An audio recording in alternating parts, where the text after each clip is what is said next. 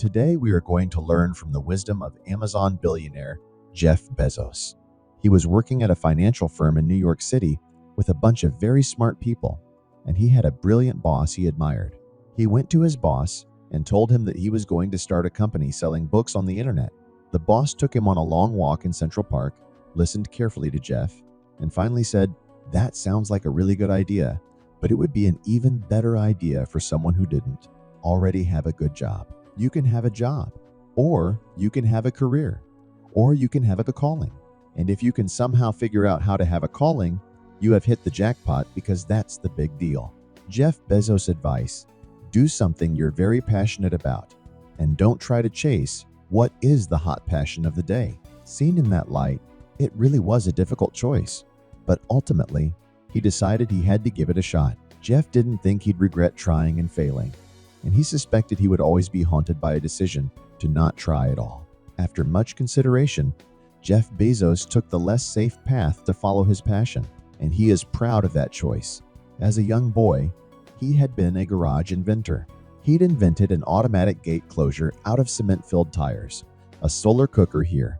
It didn't work very well out of an umbrella and aluminum foil, baking pan alarms to entrap his siblings. He'd always wanted to be an inventor, and she wanted me to follow my passion. There's a military phrase that Jeff Bezos especially loved, and it says, "Slow is smooth and smooth is fast." And he has seen that in every endeavor he has ever been in. That's the thing that really allows you to make progress. You get certain gifts in life, and you want to take advantage of those. But Jeff Bezos' advice on adversity and success would be to be proud, not of your gifts, but of your hard work and your choices. So the kinds of gifts you get in life: you might be really good at math. It might be really easy for you. That's a gift. But practicing that math and taking it to the next step that could be very challenging and hard and take a lot of sweat, that's a choice. You can't really be proud of your gifts because they were given to you. You can be grateful for them and thankful for them. But your choices, you choose to work hard, you choose to do hard things. Those are choices that you can be proud of. You can choose.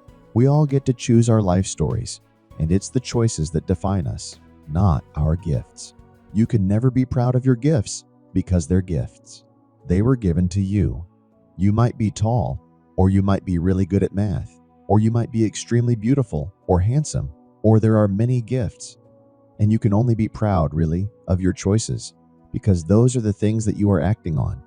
And one of the most important choices that each of us has is you can choose a life of ease and comfort, or you can choose a life of service and adventure. And when you're 80, which one of those things you think you're going to be more proud of? You're going to be more proud of having chosen a life of service and adventure. We are living in an incredible time. The amount of inspiration that the world generates for him, and he thinks for a lot of people, it's insane the amount of change and invention and opportunity.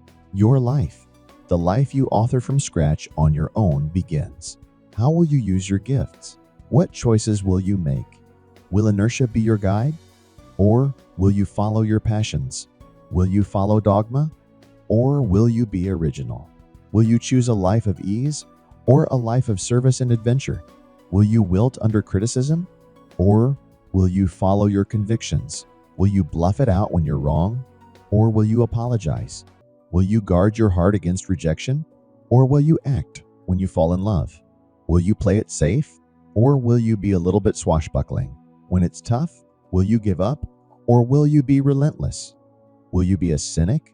Or will you be a builder? Will you be clever at the expense of others? Or will you be kind? Every time you figure out some way of providing tools and services that empower other people to deploy their creativity, you're really onto something. You're very lucky if you have a career. A lot of people end up with a job. If you don't love your work, you're never going to be great at it. Jules Verne, Mark Twain, Galileo, Newton, all the curious from the ages would have wanted to be alive, most of all, right now. As a civilization, we will have so many gifts, just as you as individuals have so many individual gifts. How will you use these gifts? And will you take pride in your gifts or pride in your choices?